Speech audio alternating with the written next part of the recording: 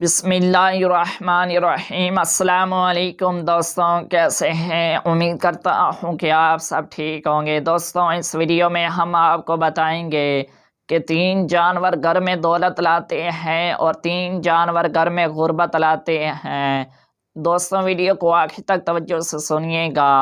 اب بات کرتے ہیں ان 3 جانوروں کی جو گھر میں دولت لاتے ہیں، خوشیاں لاتے ہیں۔ نمبر 1، بلی۔ جس گھر میں بلیاں آتی ہوں، بچے پیدا کرتی ہوں، اس گھر میں دولت آتی ہے، خوشیاں آتی ہیں، تنگ دستیاں دور ہوتی ہیں۔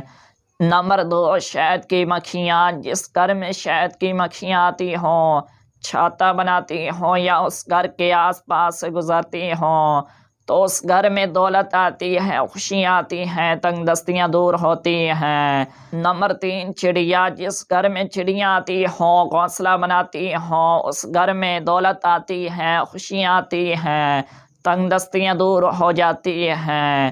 اب بات کرتے ہیں ان 3 جانوروں کی جو گھر میں غربت لاتے ہیں، تنگ دستیاں لاتے ہیں، بیماریاں لاتے ہیں۔